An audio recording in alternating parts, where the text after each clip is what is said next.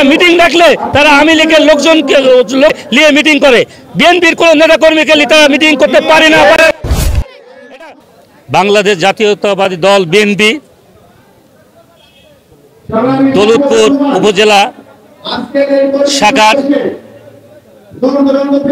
রেজা আহমেদ বাচ্চু মোল্লার নেতৃত্বে দৌলতপুর থানার বিএনপি এবং নেতাকর্মী ঐক্যবদ্ধ এবং 5ই আগস্টের পরে দৌলতপুর থানার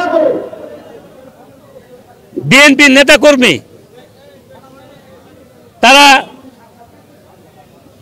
সুন্দরভাবে এবং তারা কেন্দ্রের তারেক জিয়া এবং খালেদা জিয়া তাদের নির্দেশের দিকে তাকায় আছে। কোনো স্বেচ্ছাচারী বা কোনো বহির্ভূত এই সরকার যদি করতে চায় তাহলে আমাদের কেন্দ্র থেকে যে নির্দেশ দেবে এই নির্দেশকে মেনে আমরা রাজপথে এর আগে যেভাবে নেমেছি আবার রাজপথে নামতে হলে নামবো। আমরা ডিসেম্বরের মধ্যে আমরা নির্বাচন চাই এবং এই সারা বাংলাদেশে যে অত্যাচার এখনো নির্যাতন হচ্ছে এই পুলিশ প্রশাসনের কারণে, পুলিশ প্রশাসন কোনো আমাদের বিএনপির লোকজনের কোনো কথা শুনছে না। একদম রাষ্ট্রীয় ক্ষমতা আসলে যদি বিএনপি ক্ষমতা আসে তাহলে অবশ্যই এই দেশ সুন্দর পরিচালনা হবে এবং এই দৌলতপুর থানা রেজা আহমেদ বাচ্চু মোল্লার নেতৃত্বে এখনো নেতাকর্মী সবাই ঐক্যবদ্ধ। এখানে যারা আপনারা বলছেন যে এখানে কোনো গ্রুপিং আছে নাকি, এখানে কোনো গ্রুপিং নাই। এখানে যে গ্রুপিং আছে, যে গ্রুপিং করা লোক আছে আপনারা জানেন, যারা এখান থেকে এখানে যারা সাংবাদিক ভাইরা আমাদের সামনে উপস্থিত আছেন, নেতাকর্মী যারা উপস্থিত আছেন আপনারা জানেন, তারা একটা মিটিং ডাকলে তারা আওয়ামী লীগের লোকজন স্বৈরাচারী লোকজনকে নিয়ে মিটিং করে, বিএনপির কোনো নেতা কর্মীকে তারা মিটিং করতে পারে না। এটা সঠিক কথা।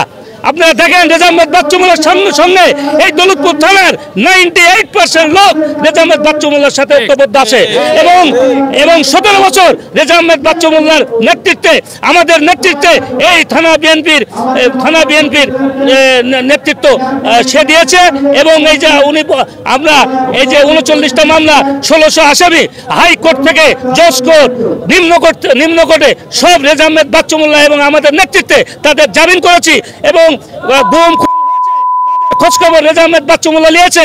এখন যারা কিছু লোক গ্রুপিং করছে তারা কোনোদিন খোঁজ নেয় নাই। এই 5ই আগস্টের পরে আমাদের মরিচা ইউনিয়নে স্বেচ্ছাসেবক দলের সাধারণ সম্পাদক মারা গেছে, মইনুল হোসেন মারা গেছে। তারও যারা গ্রুপিং করেছে তারাও জীবনে খোঁজ নেয় নাই। কয়েকদিন আগে মরিচা ইউনিয়নে একটা ছেলে মারা গেছে, তাও আমার যারা গ্রুপিং করছে তারা খোঁজ নেয় নাই। রেজা আহমেদের নেতৃত্বে সেই খোঁজ নেয় এবং আমরা খোঁজ নিই এবং সামনে নির্বাচনে আমরা চাই রেজা আহমেদ বাচ্চু মোল্লাকে দৌলতপুর থেকে